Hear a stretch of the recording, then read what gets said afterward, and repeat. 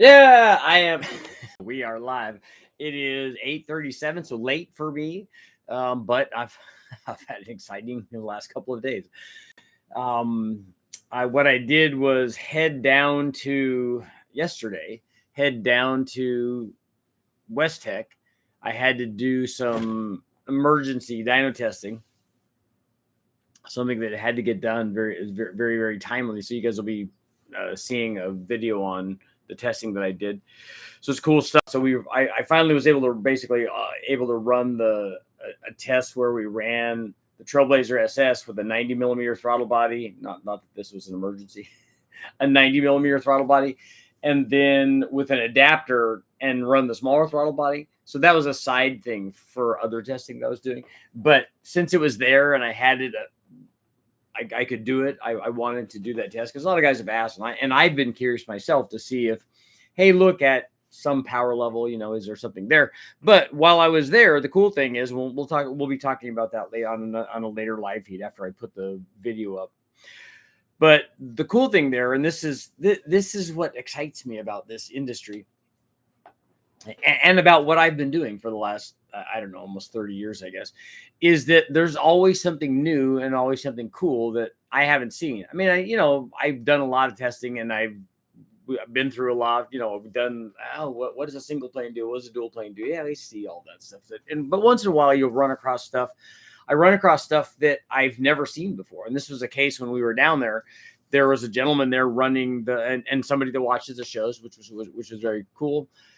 But they were running a big block Chevy, and it was a good one too. I think it made 960 or 965 or something even before they ran nitrous on it. But which was very cool because it was a single 4-barrel, not even a tunnel ram deal, big block. And so it had all the things. It had a 280 degree at 50 camshaft. It had Brodix heads on it. It was a big motor. I don't remember if it was 550 or 60 or 70 cubic inches. High compression, had a good oil pan and all that stuff on it, all and a shaft rocker setup, all the things that you would expect. But it had something on there that I'd never seen before, and I'd not seen tested at Westech. And it's this photo that I have up on the thumbnail. It's a single 4-barrel intake manifold, and it's called the Hulk. And so I wasn't familiar with it. I hadn't ever seen it before. I don't even remember. I was trying to remember when he was talking about it, if I'd ever seen, I thought that I had seen a photo of it somewhere, but I had never seen any tested at Westech. When I say tested, that's maybe a little too elaborate because a test for me is an indication of when you go through a procedure, when you run one thing and then compare it to another thing. But I'd never even seen one run. Lots of cool motors have come and gone in there. And so they're always running lots of cool stuff there.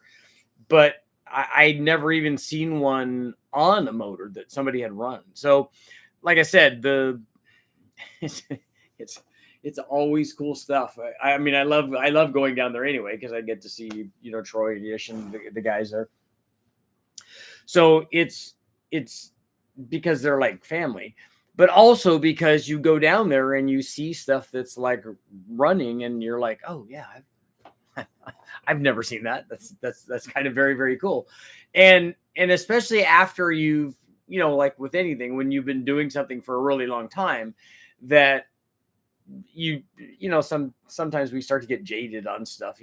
If all you do is go to base camp on Mount Everest and you've done that 20 or 30 or 50 or 100 times, you're like, yeah, it's cool, but it's but when you go there and you see a Yeti or something, you're like, oh yeah, see, this is why I come here. This is kind of a new thing.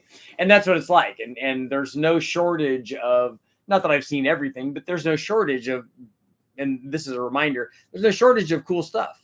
And there's continues to be new kinds of technology, and even what I would call older technologies, like carbureted big block. So, but things that I haven't seen, and this is kind of cool. The guys are continuing to evolve that and make things better. And that's kind of a cool deal. But because I wanted to get this testing done, and because I had other engagements, things that had to be done in a certain time frame, that the window that I had open to me was, okay, we're for Westech, they're running a motor this day and they're also running a motor the next day. And I'm like, okay, is there any way that I can come down and after you run this motor and take it off, can I run something at night and then take it off? And then so you're ready to go the next day. So basically, can I work the night shift basically? Yeah, if you're crazy enough to drive down that day, go get your motor, wait till we're done, put it on, run whatever test you have to run, take it off, clean it up, do all that stuff if that's your jams. And so that's what happened. So it was a situation where you get up at 4 a.m, you drive down there, you go get the motor, you do all the prep work on all the stuff that you're trying to do, watch them do very, very cool stuff with a big block with this Hulk intake manifold, the single 4-barrel thing, watch it make good power. I got to talk to Mike Thermos from, originally he's one of the guys that started NOS. And so we got to talk about a lot of cool stuff from back in the day. Cause I remember going there when I had the nitrous on my Mustang, and he's got, so many good industry stories stuff. He's awesome. Doing another a nitrous company. And so it was very, very good to see guys like that I've known for years and years and years. And so that was kind of awesome, but got to watch them run the big block, which is, as much as I do dyno testing, I also like to watch dyno testing. So it's kind of cool. So to watch them, hey, look, let's try, let's do the things. Let's try timing. Let's try airfield. Let's try all that cool stuff. And then watch that thing do really, really well, make really good power. Going up towards 1,000 horsepower on a naturally aspirated deal. It's kind of cool, especially like a single 4-barrel deal. Most of the time we see big block stuff like that making those kinds of numbers. It's almost always a tunnel ram, but that single 4-barrel thing was very, very cool. So that was cool to get to see that. But then as when they were done at the end of their day running the motor and prepping and doing all the nitrous stuff and doing all that testing, that's like, okay, that comes off now. now the rest of my work day or my night begins. And so it's staying up all night. And then I had to be home the next day. So it's staying up all night, going, getting up at 4 a.m, going down there, getting that stuff done, working all night. And then I have to drive back the next day. And the other thing that has to happen is, you're working through the night to get all the testing done. And then I have to take my engine back to storage. I have a storage facility down there, but it doesn't open up till 6. So you stay up all night, do that, get the motor ready, get the motor back over to storage, because they don't want it sitting around. And then turn around and drive, 450 miles back to back home. And the thing is that, it's cool to try to challenge yourself to see if you can still do that kind of stuff, so like a 36-hour deal or 30 to 38 hours or whatever till you can come home. So if I'm a little loopy tonight, it's because of that. I did get to come home and rest for a little bit, a couple of hours, but what I need is like sleep. So we got a little sleep deprivation thing going on, but that's, and it's kind of cool to find out, because I did a lot of that stuff, all-nighters and stuff when you go, and guys here, I'm sure have done the same things. When you go racing, that's what it's like. That's why when we decided, hey, look, my buddy Bernie and I, we're going to go World Challenge racing. We don't like enter into that commitment lightly, mostly because we know that it could be lots of this. So if you, especially if you're racing and it's a professional series and you have a sponsor and you make a commitment to the sponsor and say, look, okay, I'm going to be at this race and this race and this race and this race, and we're going to do this stuff. You then have to do that. And it doesn't matter what all the obstacles and hurdles that life puts in front of you to stop you from doing that, things breaking and parts not being ready and your crankshaft's all scored or whatever the deal is. You got to make that happen. And that means this kind of thing. It means staying up for a day or two or whatever. And doing whatever it takes to make that happen. And so, like I said, I knew that that was the case. And so entering into that, I'm like, do we want to do that knowing what this is? Okay, let's do this. And so you go through all that. It's obviously that's a lot easier when you're young, you're in your 20s or whatever, when you don't care about stuff like that, you just bounce back and it's all awesome. But as you go through the next decade or 2 or 3 or whatever, that you're like, can I do this? Can I still do that kind of thing? And then also, do I want to still do that? You know, even if I could, let's say that you can, is that desire there to do that, to make stuff happen? But and that's the cool thing about having done that stuff so much, you know, going through your life, that's not, it becomes less of a big deal. So if you're like, hey, look, I've walked through swamps my whole life, and you got to go walk through a swamp, you're like, okay, that's really not that big a deal. Or swim with sharks or catch rattlesnakes or whatever the thing is that people would think oh no, that's terrible. Well, it's not. I mean, it's scary the first time, but then after you've done it a whole bunch, you're like, okay, I've done that a bunch, so I certainly can go do that again. So, you know, just nothing but cool stuff. And like I said, Westech, awesome.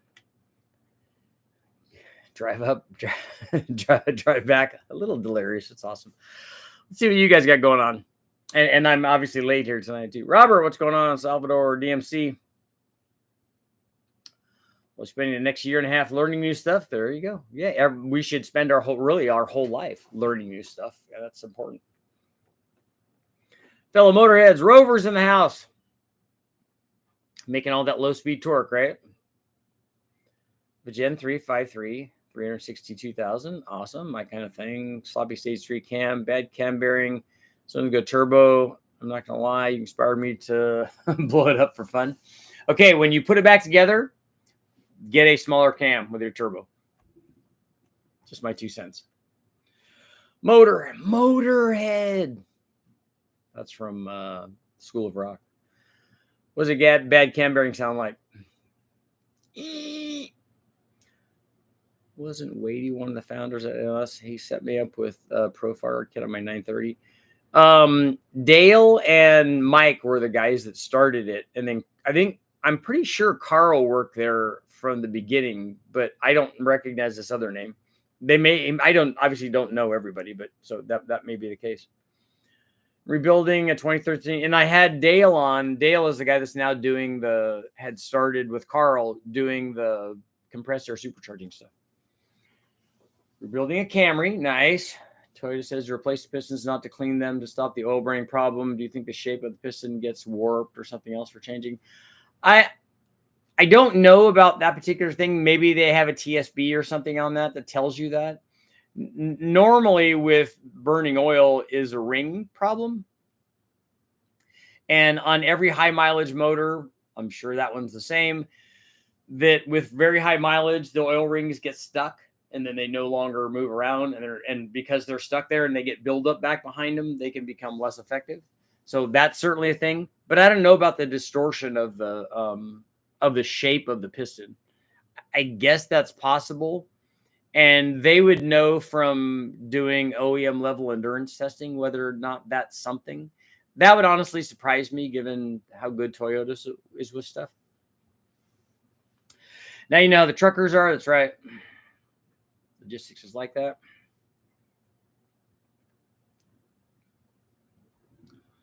Thumbs up. Bottom insulted. Smash the thumbs up and bolt has insulted you guys. It's okay. You can hit the thumbs up. No prep races are on. Hard choice to make. Yeah, it is. I mean, I know that there are people out there that make those things lightly that go and do it and go, oh no, this is too hard. I don't want to do this. That's not one of the in-between choices. Either do or do not do. There's no try.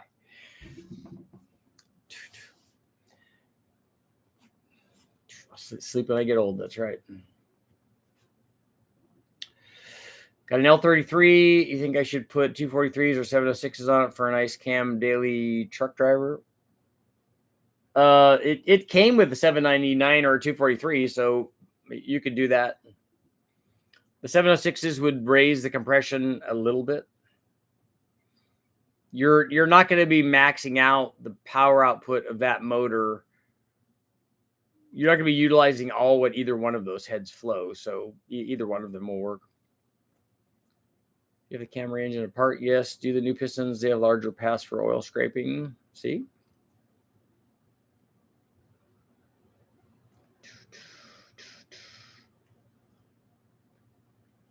I have witnessed restore and protect, clear the ring and passage, clean up and not change pistons at all. Okay. It's the most common problem you have found on junkyard high mileage Hemis. I don't have a lot of experience with 6.4s.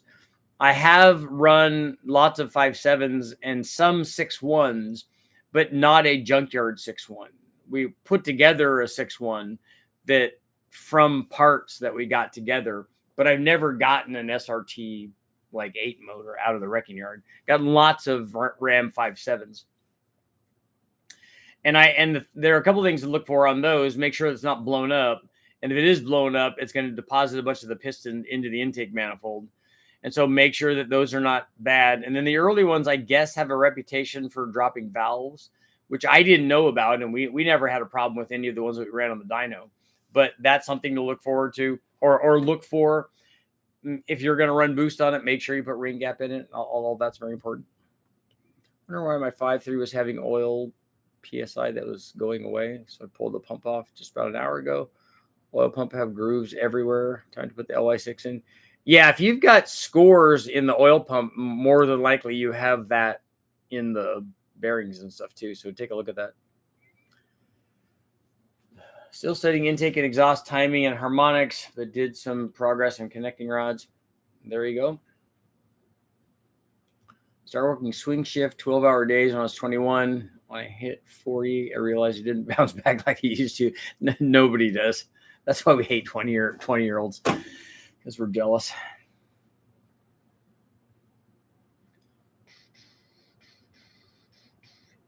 How long should an aftermarket camshaft last in an LS engine properly maintained?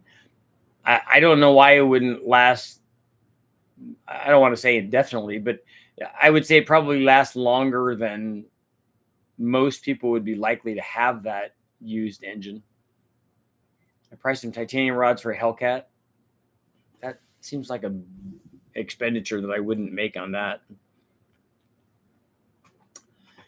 It is a TSB that an updated piston, but I don't see any difference. The rings are a different color, and yes, the old rings were frozen. 220,000 miles. The taper was at a minimum. Spec's not going to bore it.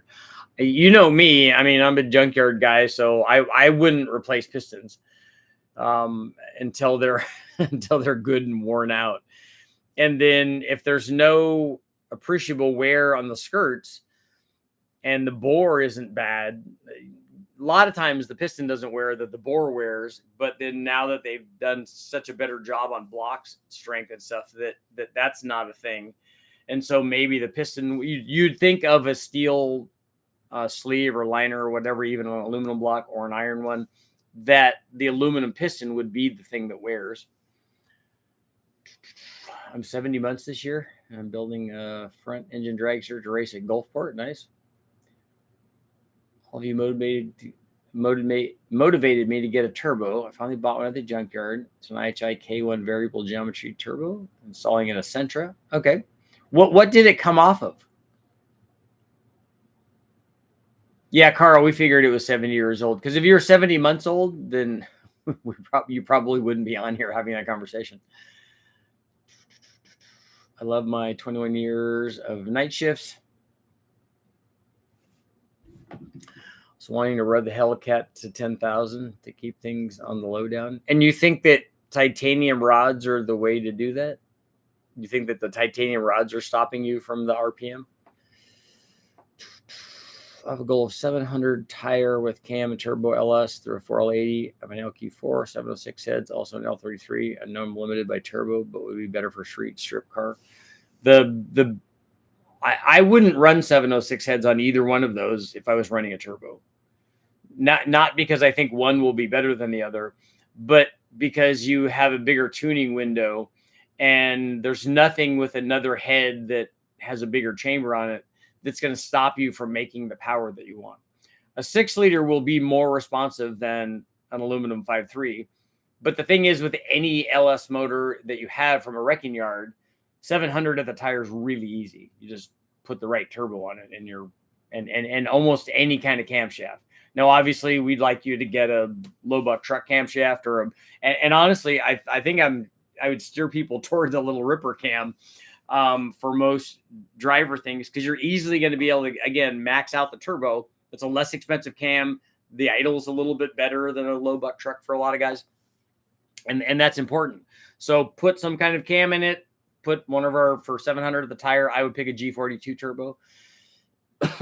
Pick that, and then away you go. And I wouldn't even worry about cylinder heads. I just wouldn't put the 706 heads on it. I wouldn't be worried about cylinder head flow or compression if you have a turbo LS.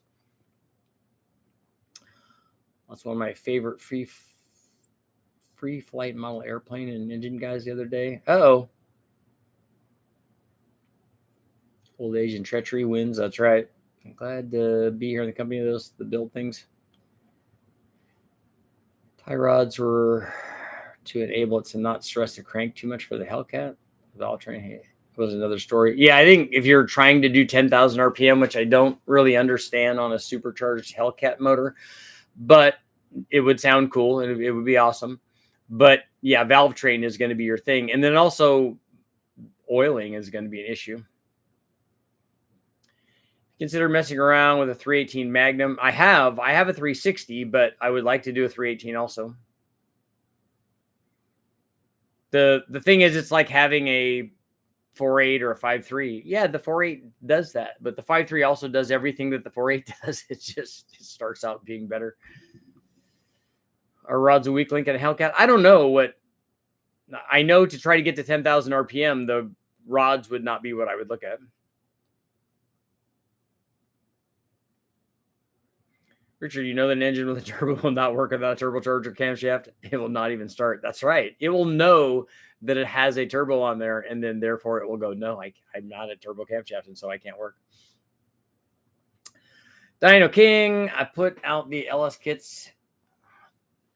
If you're asking, lots of hand porting, all sorts of silly gizmos and gadgets.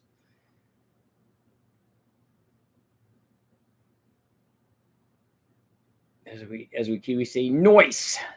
Yeah, that's very common. Summit Stage 1 truck cam, made 312 to the tire in my L33. Okay. What are the specs on that? Because a Summit Stage 1 cam is like seems like there's a bajillion of those. Noise. I write that a lot when I'm answering emails and texts and comments and stuff. New piston has something that looks like a piston skirt friction reducer square. The original one was white.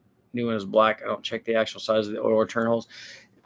Yeah, it's not uncommon for factory stuff, and the aftermarket guys offer this too. Is they'll do a skirt coating, and it's an anti-friction coating basically, and so I think it stops some of the scuffing that might happen, but obviously it all has to be right for even that to work. It's not going to replace like having bad rings, having scored walls.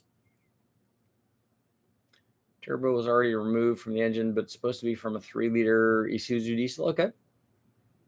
Why titanium lifters couldn't be used, or beryllium? If you have a yeah, I think I'd stay away from the machining of the beryllium, but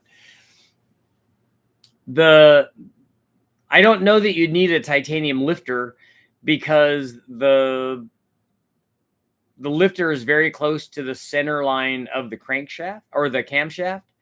And so the farther away things are, the worse they are. But it could help with weight though. But I don't think that that's an RPM problem thing. I think the rocker is way more critical than the lifter because it's so close. Computer set outside, 3 years works now. It's just an old, small factory PC. Every bearing looks good. Was thinking about not changing them, but for the money, I might change them. If they look good, I wouldn't change them. They're already happy. They've already got acquainted with the crankshaft and the rods. So They're bros now. When I come to America, noise. Yeah, I get that, dude. Will AI be doing all the tuning for us in the near future? It won't be doing that for me. I didn't know if my aluminum L33 was 799s or the LK 40706, if the weight loss would be better than the torque gain. Also, most likely low, but truck at a GT40 at a G42. Yeah. I wouldn't worry about that. Even if you changed it 100 pounds, that's inconsequential for the amount of power that you can make.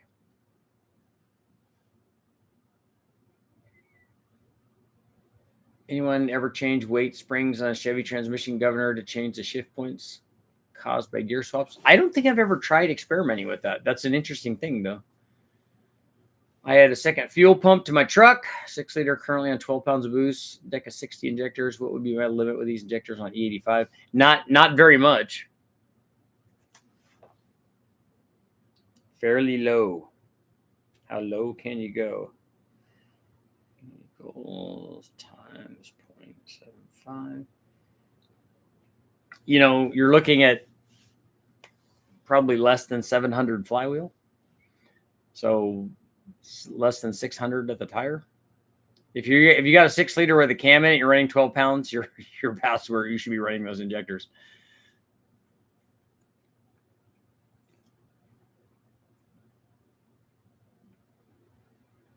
Cylinder walls look really good after I ball honed them. They look new. I know, it does look nice. Titanium isn't good to direct contact wear. Yeah, I would think that they would have to be coated. Should I keep my 302 Windsor and build it, or buy a 351? Build it. I'm going for 800 goal horsepower. I wonder if I should shoot for that immediately or work up to it. If you were going to make 800, I wouldn't do it with a 302. I'd do it with a 351. 550 lift, 212, stage 1 summit cam. Okay. Wrote a letter to Mopar suggesting a big lunking V12 and a low RPM cam and a centrifugal blower. For what application is that for? Most automatics get a manual valve body when racing, no governors needed. I saw that we got the Rotrek supercharger from the guys at Rotrek, so we'll be putting that on Jimmy's Tahoe here, doing some testing with it. Chopper copper cam and LS3 heads. Okay. Yeah, you're past where you need to be. You need bigger injectors.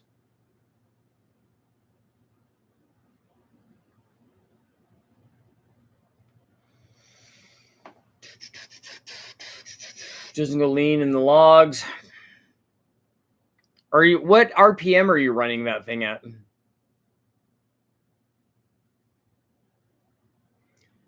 We keep 302 for a while, then upgrade it. I haven't been in many high horsepower cars.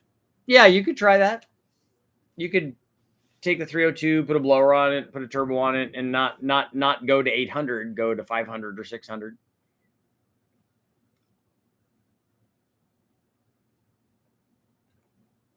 Yeah, the 351 block is definitely going to be stronger than the 302 block. Definitely. Most definitely.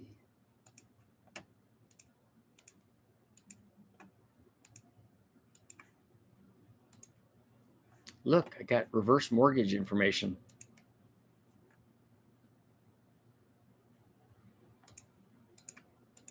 Imagine all the people. Look, I can experience safe weight loss.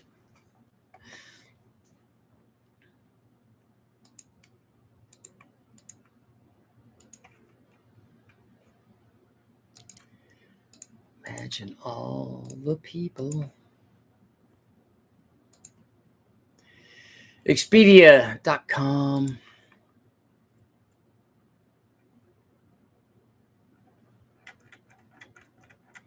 The gentleman that ran the big block down at Westech also does transmissions, because we were talking about transmissions. I was talking about the Tahoe and putting a 4L80 in it. He goes, yeah, I probably do a couple of those a day. I said, oh, really? Yeah, now I'm interested. Let's talk. Let's chat about stuff.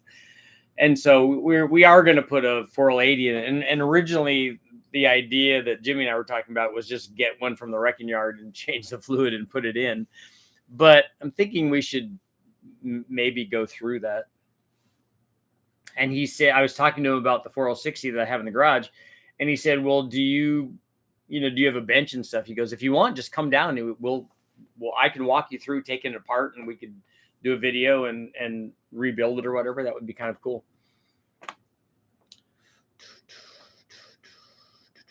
Which injectors would you recommend upgrading to? How far eventually do you plan on taking it? We have the thousands in Jimmy's deal, and we're working on a few different other injector solutions for people, because we want to keep, I like all the stuff on the store, richardholdnerperformance.com. Please go there and, support us. But we want to have like affordable options. There's obviously lots of stuff out there, but we want to try to make it so that we can figure out answers to these questions, and then so that they'll, guys can continue doing this kind of stuff and do it affordably. Imagine running your centrifugal supercharger off the drive shaft, not the crank, so it cancels wind resistance all the way to the speed spectrum. The running it off of the drive shaft speed is actually a terrible idea. Running it off the engine speed is better, because drive shaft speed, you have to have vehicle speed to make that happen. And I don't think that that's a good way to do it. I would much rather have it driven off of the engine.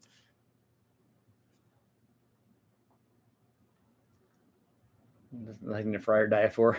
Only eating Spam. The new Chevy engine, do I know anything about it? Which one is that? The ZR1 motor? I saw that they chassis dynoed one of those, and it made like 1,020 or 1,030 at the tire. So they're like, I think Chevy underrated this motor. Found a 351 block with stock rotating assembly for 400. Is that a steal? It's not a steal, because you could go get them from wrecking yards for that, but it's probably a fair price. They just built a new factory for the new V8 engine. Yeah, I don't know anything about it. I'm not. I'm a stepchild in terms of the automotive industry. I'm not hip to all of the factory stuff. I did get my, which I'm going to try to put in tomorrow. I did get my shift bushing while I was gone. So I can get the transmission shift linkage hooked up in the Sprint race motor.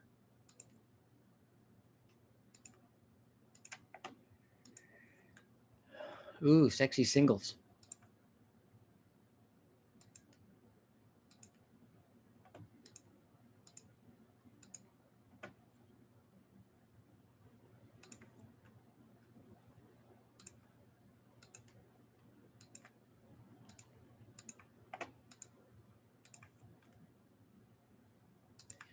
Trivia Connect.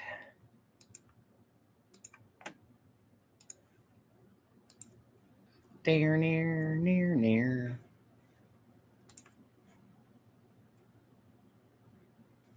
You're becoming hip. Yep. It's hip to be square.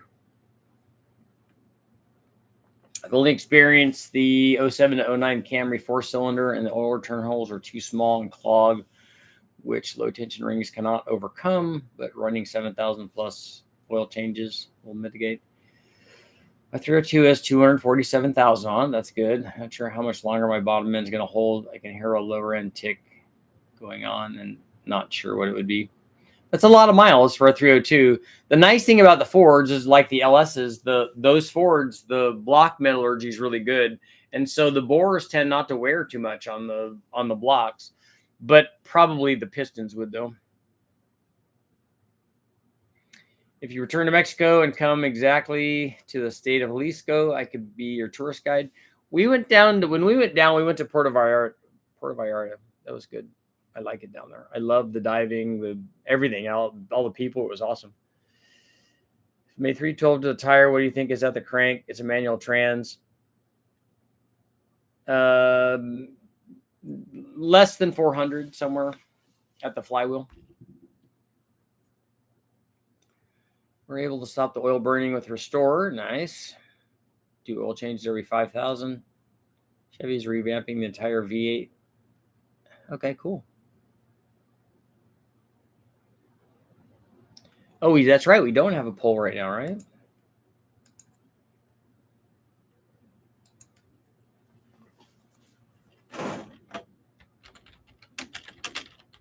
In honor of my test with the stock 78, I think is a stock truck throttle body 78 millimeters. I keep calling it that. I thought that that's what we measured it at.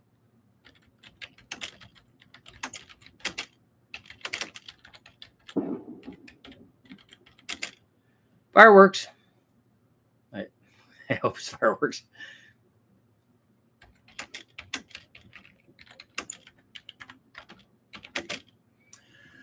Okay, would the stock truck throttle body be a restriction on a cammed 5.3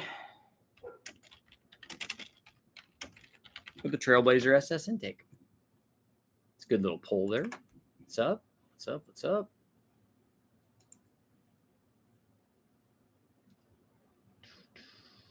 Vote. You vote by hitting the like button. That's right. Come on, we got 6329. We're not even at 50% likes.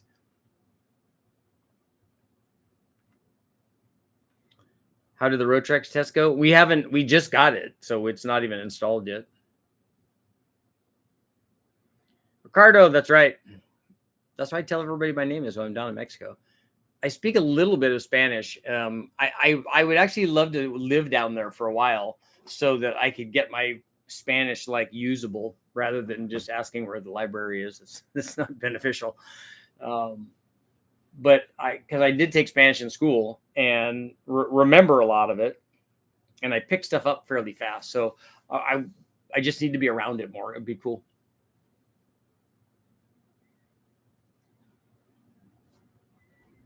Near.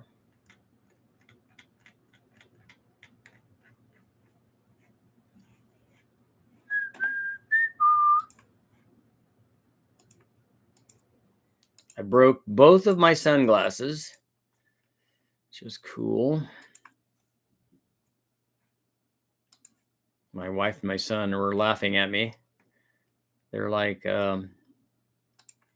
why does your lens keep popping out and you have to grab it? I know.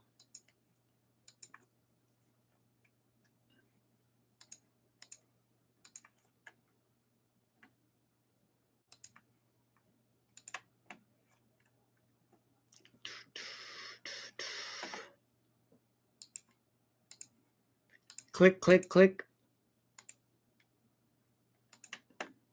Timeless gifts.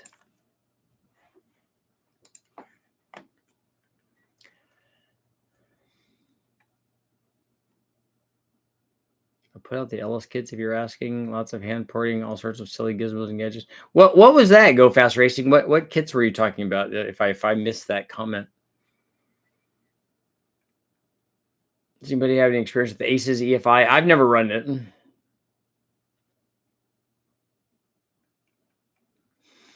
Muy Bathrumo, mucho pronto. Adios mío. What trans you recommend on my second 4R70? And it's going out. I kind of want a manual, but wonder if it's worth the fun. I like manual transmissions better, but it is nice to drive, like if you're driving in traffic and stuff. But I would really like a manual truck, and I'd like a smaller manual truck. Like I'm kind of liking the idea of a LS swapped S10 with a manual trans. I ran 750 in the 8th, and my van weighs 6,000 pounds. The calculator says I have just over 700 at the flywheel on a 250 shot, and I only have 450 on the 408. Not good. Yeah. I don't know how a 408 can only make 450 horsepower. growing up reading different magazines, I never would have dreamed to be able to pick your brain on different subjects all your long hours. That's what I was talking to Mike Thermos from the guy that started NOS, because we were talking about we got to talk about Kip, the late Kip Kington, the guy that I did my first story for Turbo magazine, and so we got to talk a lot about the stuff way back in the day. It was really neat. I have an unfair advantage because I've asked you the poll question before. You have?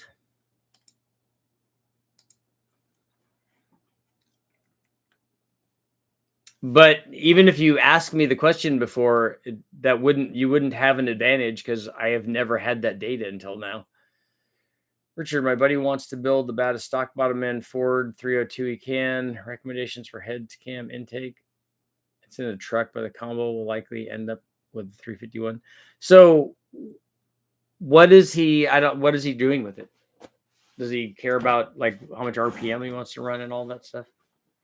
The stock bottom end stuff is he's just going to be limited in camshaft and, and limited in his head and camshaft combination. Imagine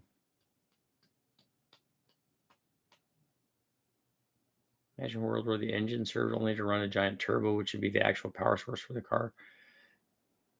Well, how would the turbo? Are you trying to provide thrust with the turbo? I don't understand how it's powering the car. T56 swap. My manual options range from a ZF5 and a M50D.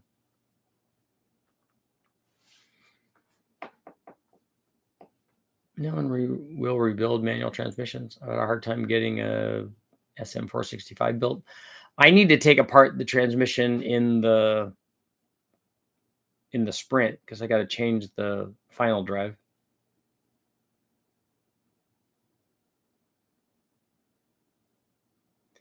I think all the guys pulled the Ace and AR5 transmissions from the Colorados from the salvage and bolt them to LSs. Probably fit in S10. I would think, right? Stock S10 manual transmission is handling my 312 horsepower, my LS. Pretty good. Lots of wheel hop, though. Can't stab, only roll into the throttle. What bell housing do you have on the stock S10 trans?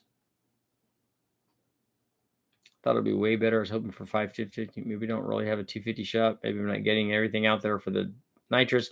Well, what you should do is run it on. Did you run it on motor? And see what the mile an hour is if you just run it on motor and not with a nitrous? That would give you an idea of what the motor's doing.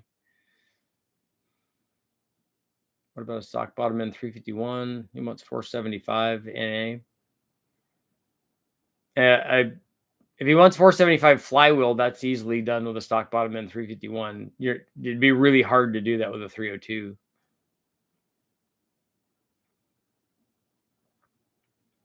You didn't have a custom cut gear for the final drive? No, on the Sprint, if that's what you're asking.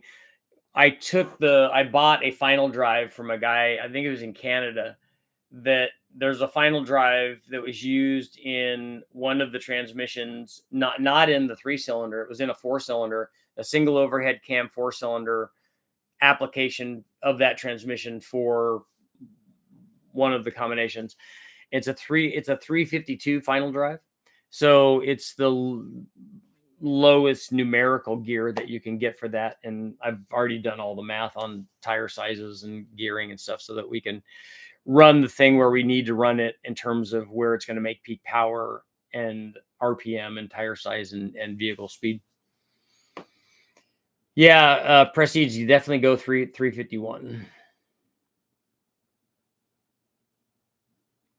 Aaron, what's going on? Are you going to put one of those, your new turbos, on the Fox? Yeah, we're going to be testing a lot of them on all of them on the Fox, but it will have the turbo, an aluminum turbo LS motor.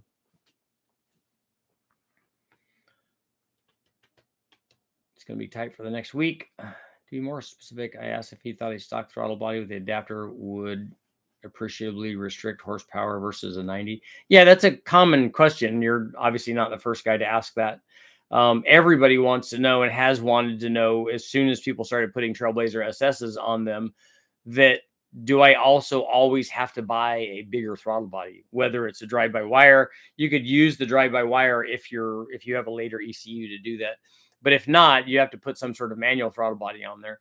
I always recommend putting the throttle body that's same size as the bore of whatever manifold you're running. But the question was, well, what happens if I didn't do that? What happens if I just put some sort of adapter and ran the throttle body that I took off my thing so that I could save money? And that's a viable thing.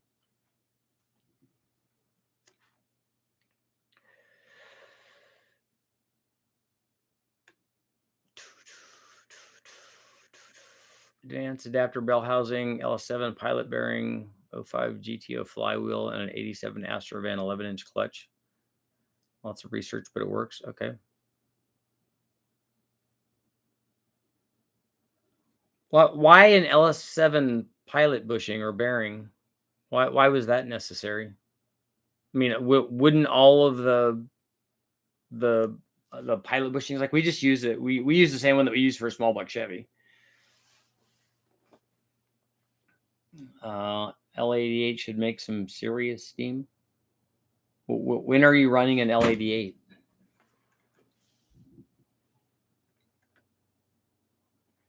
I think of swapping a Vortech 4.3 into a C10 two-wheel drive for a daily cruiser. Yeah, it should get good mileage. Can a PI top end swap NPI 4.6 short block run 87 octane for daily driving, or will it require 91 or 93? No, the compression is not going to dictate that, but it's going to dictate how much timing you run. Don't have Erndale anymore. I know. I was talking to the guys down there that were racing. The guys after me, the motor, when I took my motor off early in the morning, the next motor that they were running was I think a stroker version of a 454 Pontiac. So it's pretty cool. They're going to be taking some pictures. Ken Croce was down there. There were a couple of guys down there, and they're going to run that. So maybe I'll be able to do something on what they did there. Ken was going to run a few different carburetors on it, which I thought was cool. I'm running a big block in my 80 Chevy truck. I assume that's what you're putting in the Fox, an L88. We're putting an L. Do you mean L33? Or are you not typing the right numbers there? Go with 351. And then the Europe, the supercharger that you put on there is obviously Vortex stuff I love, and ProCharger. There are lots of good things. There are lots of good choices. Just pick the one that you want that's going to provide the boost that you want.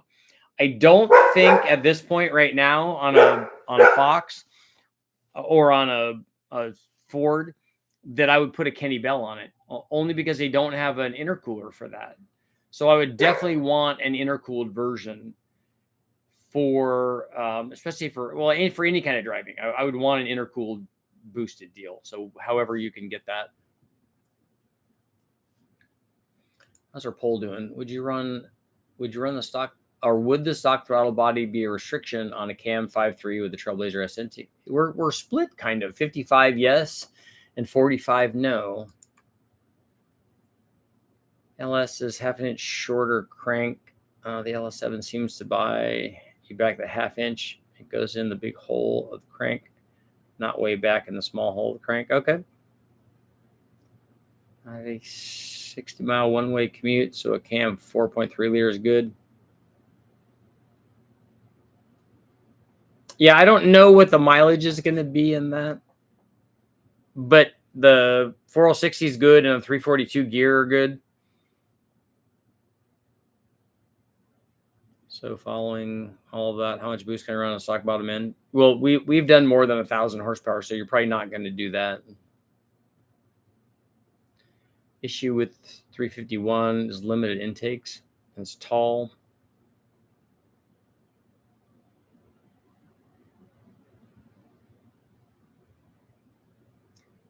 About the Hemis dropping valve seats, how do you feel about peening them? I think that probably could help, I don't know if that's the answer, though. I don't know if the material where the seat is going in, if that's weak, or if it's just a press fit problem. I haven't researched it enough to know. But all of that stuff can help. But if I was going to go to the trouble of doing something, if I just want to do a quickie thing, you could do that. But if I was going to go to the trouble of making sure that it was right, I just would make sure that it's right.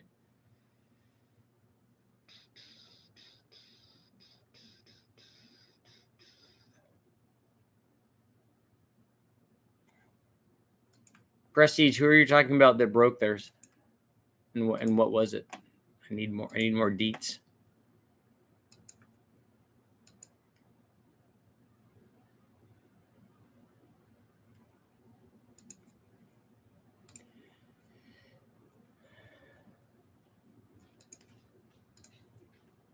Imagine all the people.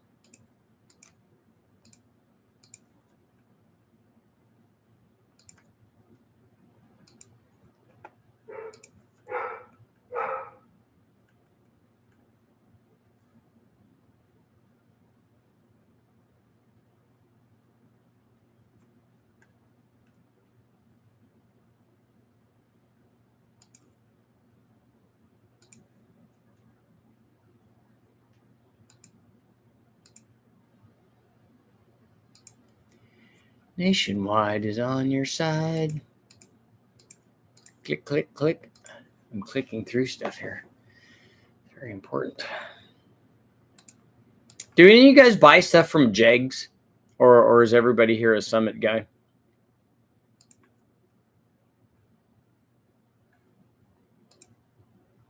Just curious. Curious on what's up. Oh, the Big Bang broke, yeah. Yeah, I don't think it got to 1200. Does the aluminum L33 have a lower power limit than a comparable iron block engine you're testing? No, I think that block is fine. I think that I can't remember now specifically what the differences are. There are a couple of different, or at least two different aluminum blocks, and I think one of them is better than the other, but I don't know which one is which. But the right aluminum block will do everything that an iron block does. Both of them will go beyond what you could make more power than what the block strength is. Because even where we were at on the 6-liter was more than you probably should run. You could make some passes like that, but 1500 horsepower is a lot for a block like that.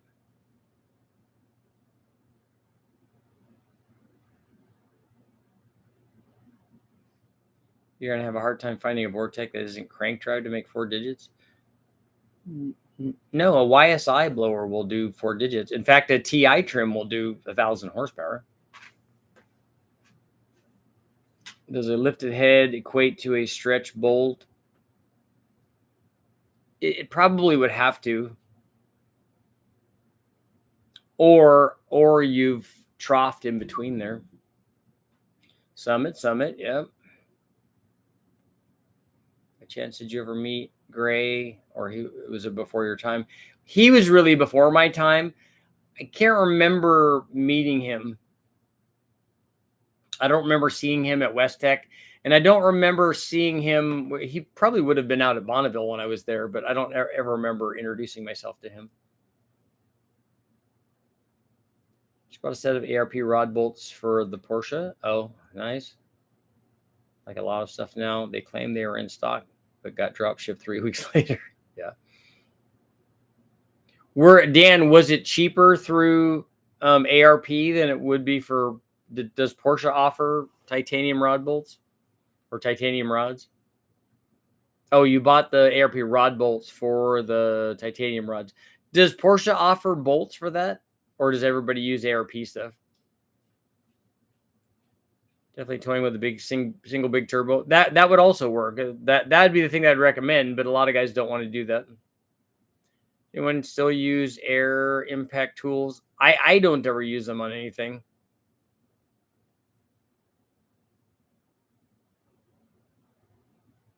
L853, L33. The other version was a lower output LM4. Not sure which block is better. The other ones too, though, the LC9, the L86, those are different blocks too. I'm surprised Jegs is still going strong.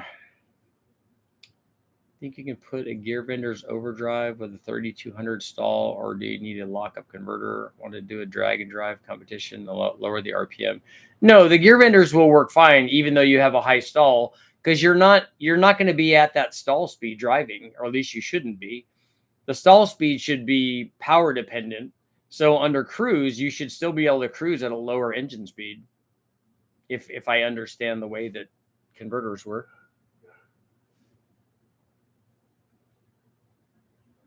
Got a Milwaukee's battery. Haven't touched my Ingersoll ran years. Yeah, I haven't done. The only stuff I use my air compressor for usually is an air nozzle.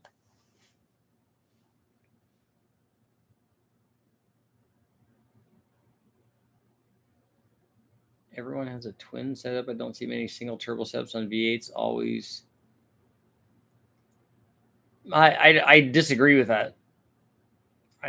I'll bet you the vast, well, and judging by what we've done and sold, the vast majority of LS motors are single turbos and not twins.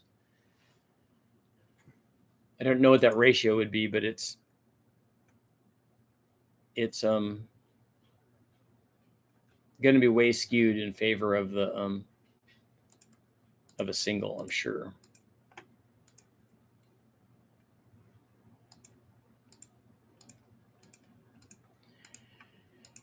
Richard Holdener.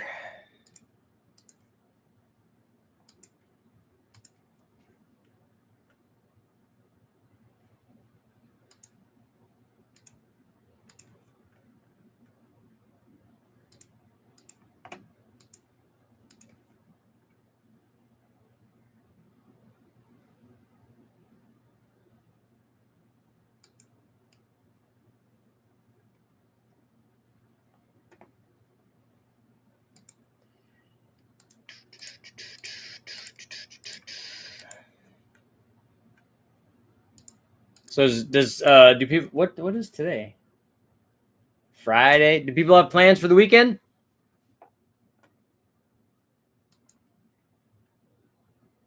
Anybody got big plans? Yeah, what's up? What's up?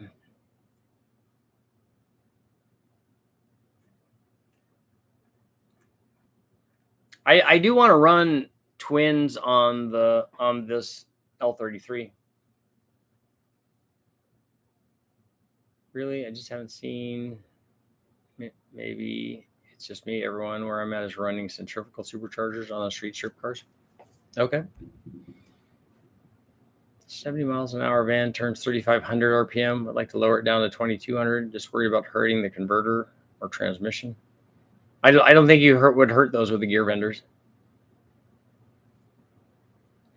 I want to run the Summit Cam in my TBI. Anyone ever tried it? How big is that cam? The TBI stuff is problematic. Getting it after you put the cam in, getting the thing tuned properly can be an issue.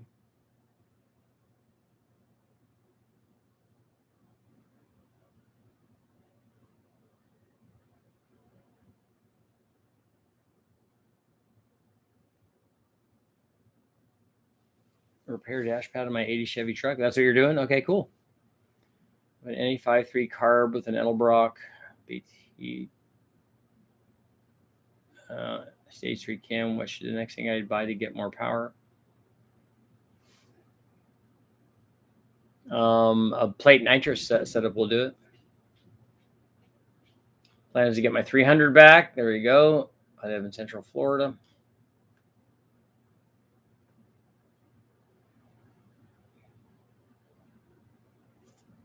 Does any modular engine allow the Fords to be reversed? I don't know. Prestige, will that work? I don't know. The cam's going to be on the wrong. The cam's going to be on the back side of the motor if you do that.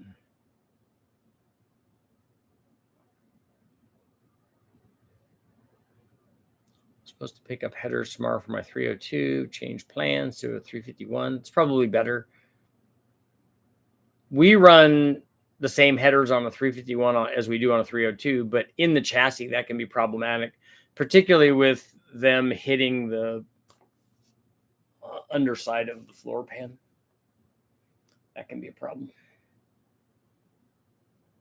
Got 1 more minute. And right now we will end our poll at 50-50. Yes, it makes a difference. No, it doesn't make a difference. Gotta replace the timing cover on my wife's Tacoma. Jim needs to bring back the solid 6-liter.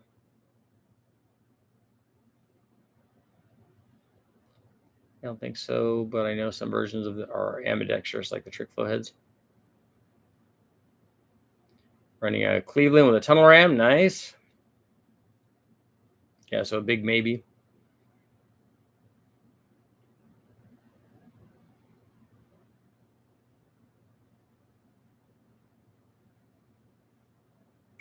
But the way that the head works, though, if you flipped it around, or are you just moving it from one side to the other so that the exhaust is on the inside? Is that what they're talking about? I was thinking that you have to spin them around, but you don't really have to do that because otherwise the cams are not going to work.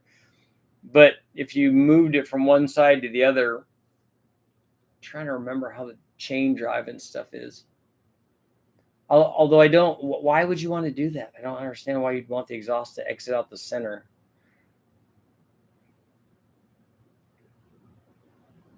Then the cam timing would be all off, right?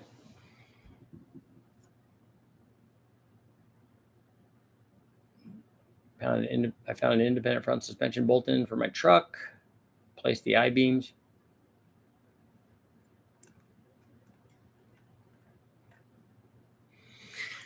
That's cool.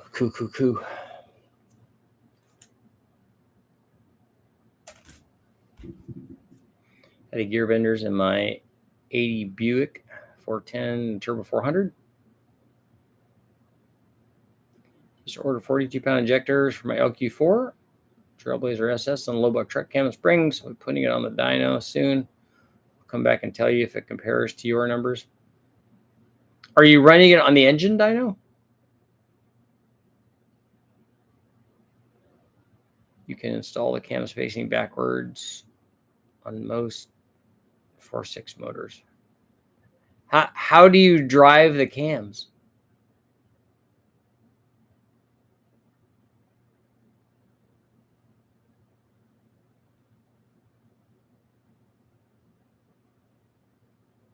Because if the cam gear is on the back side of the motor, what drives the cams?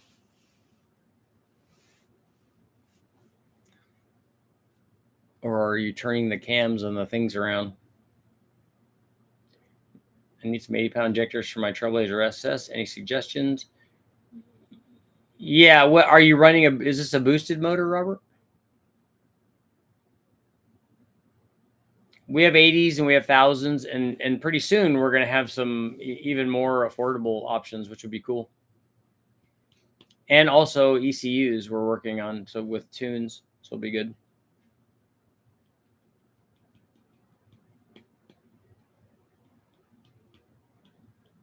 Which will be good.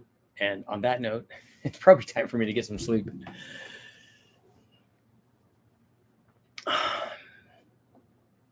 Sleep when I get old. But it's time to go, and I will see you guys all tomorrow. I'm going to work on the test on the throttle body stuff for tomorrow, and then I also have a shop tour with the guys from Victory when I was back in Georgia, which would be cool because they did a lot of cool JDM stuff. So it will be fun. I'll see you guys all tomorrow.